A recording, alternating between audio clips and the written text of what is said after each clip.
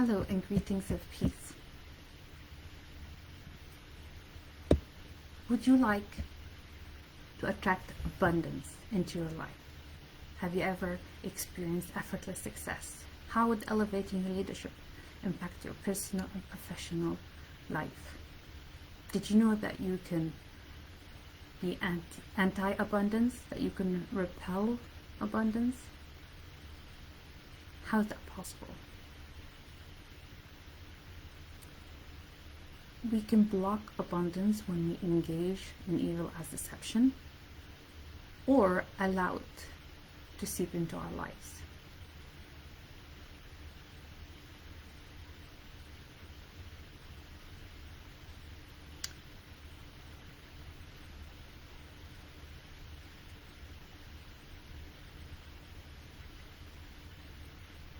Because there's always a role that we play in the relationship dynamic that allows this evil to propagate itself.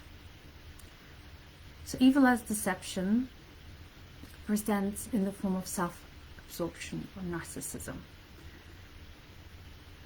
Self-absorption is a state of mind or a behavior pattern where the person is only concerned with themselves. They're self-centered. They're consumed by their own needs and desires, and they're self-centered, and they know that they're self-centered. They don't care about the needs and wants and desires of others. And in every interaction, their main motive would be, what's in it for me? How can I win? At the extreme end of the spectrum is a narcissist or narcissism. A narcissist is not only selfish and self-absorbed, they lack the reflective capacity to see how their destructive behavior affects others. They have the usurper archetype, where they control, antagonize, and manipulate to get their way. The characteristic features are lack of empathy, so they don't care about others. Sometimes they're so self-centered they don't even know, can't even see others. They have enormous ego, so they create this grandiose self-image through deception, and they will protect it at any cost, aggressively and tenaciously. So also, lack of empathy, entitlement, and validation seeking. So they want to be admired, they want to be followed. If they're in social media, they want to have lots of followers, and they want people to look up to them. So it's all about maintaining that self-image, and they feel that they're superior than others.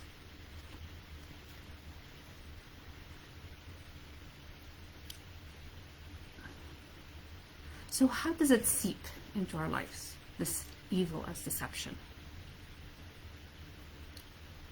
So a lot of the time, this manipulation technique or control, or sometimes even emotional blackmail, shows up in our lives, like whether it's work or at home, in the form of relationships. So it could be a friend, a colleague, or a family member, and it's hard to spot because these people, Peck calls them the people of the lie. They're just so nimble and subtle in their manipulation, deceit, and emotional blackmail that it's hard to pinpoint.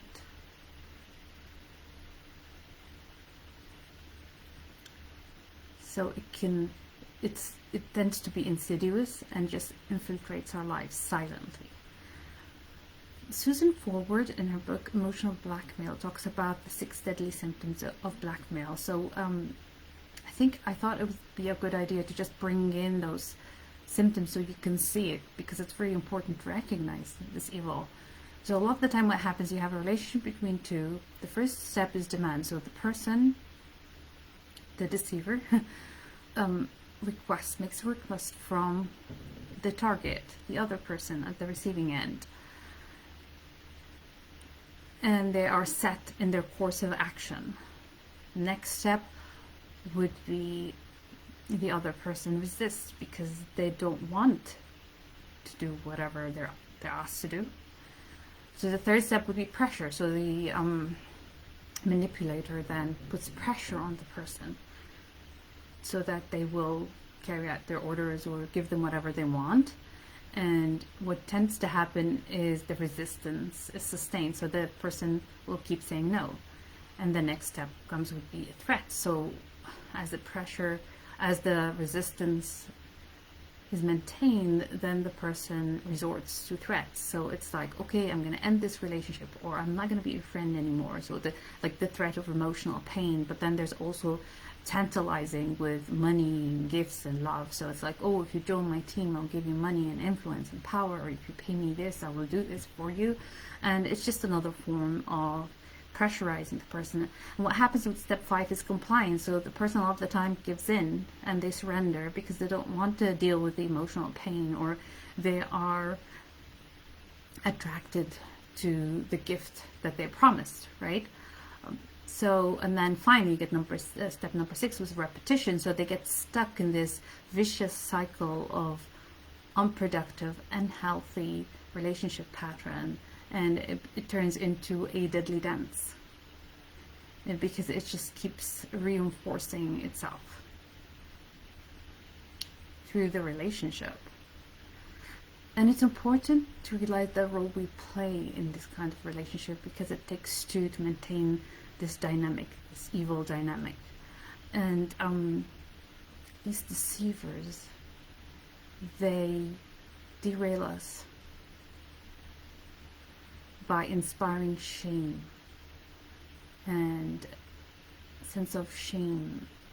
I try to anyway, inspire a sense of shame and guilt, and that's how they control us. And a lot of the time, if someone is not very aware of what's happening, they will feel like every time they make an intention to break up this dynamic, and then they end up being outmaneuvered by the people of the lie, the manipulator, because, or the blackmailer, because they're just so skilled at controlling others and or maintaining that relationship dynamic. And an interesting quote by Johnson, he says that truly evil people are more likely to live in our neighborhoods rather than our jails. They generally hide their true nature, and they appear to be healthy and successful. In contrast, healthy people, they have an internal moral compass, an internal guide, and they surrender to a higher power. So that's the difference. It's that the internal motivation that we discussed before, the internal monsters that can derail us, they can get us into the wrong, we go down the wrong path when we're not aware of our motives, what's going on underneath in our subconscious and our mind, our heart. When we do take certain steps towards a specific goal, then it's like, are we considering the other person, or are we just manipulating them? On the other hand, it's like, is this person pressurizing me or not? Because there's the story of this anecdote of a lady that worked in a client that worked she worked in a company, okay, and the boss would pressure her to do extra hours in the hope of, oh, you will get a promotion, and she was complying. So it worked for a while until she felt like she was being she was going to experience burnout, or she was starting to experience burnout. So it got to the point where it's like, what do I do now, right? And she did speak up. She mentioned it a couple of times that this is not working for her, or it's not good for her health, it's for her relationship, quality of life. And the boss just kept putting pressure. He was not listening, right? So it eventually came down to her approaching her boss from a place of calm and clarity and saying that she wants to quit. But in return, it's just a way of basically avoiding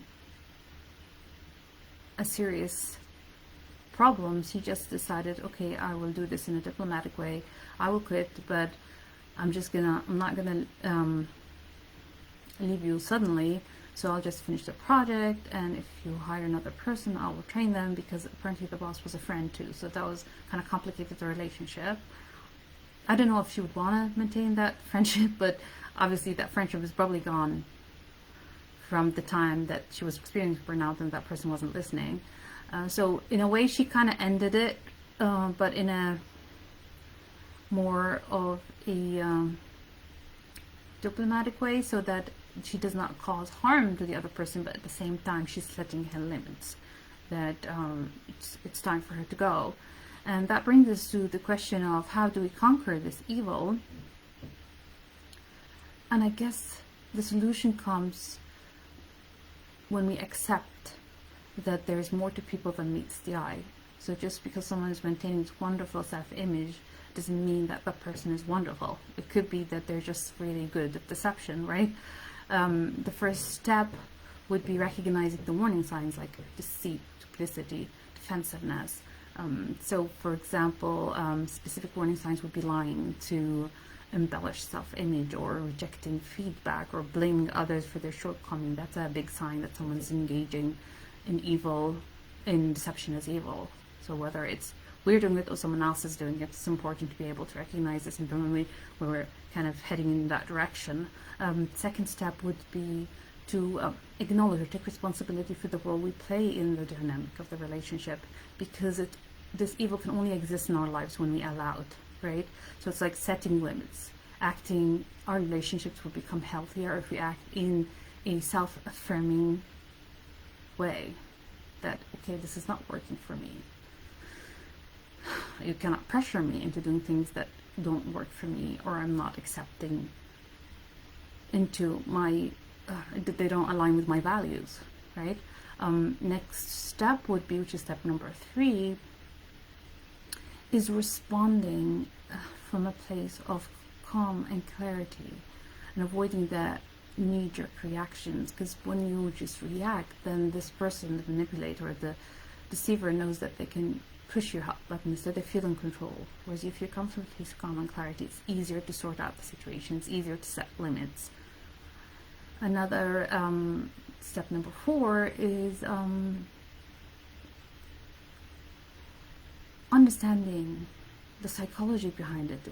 It's like this manipulator is trying to insinuate or inspire into us a sense of guilt and shame, and understanding and realizing that we are in charge of our feelings. So it's our choice to refuse to give life to these feelings and these thoughts.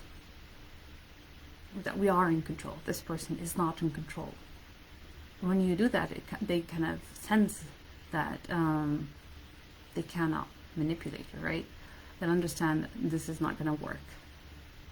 They might try other means, but they know that deceit, manipulation is not going to work. So these are some of the steps that can be taken to deal with this evil. And awareness is a big thing. Being aware of these techniques, the tactics, the words and actions that they use to manipulate. This is very important. And I want to leave you with this question to reflect on. So when you're ever in a situation where you feel there might be some form of manipulation or deception, it's good to pause and ask yourself, am I giving into this person? How am I giving into this person? And how am I being authentic and true to myself, to my own wants, needs, and priorities? Thank you for your time. This is Dr. Aya Carey. I'm a certified leadership coach and mentor, organizational leadership specialist, and emotional resilience coach and mentor. I would love to hear your feedback. You can reach out and connect with me here in the comments section, or also on my website, www.drayacarey.com. Please like and share and comment on my post. Wonderful spending time with you. See you next time. Bye.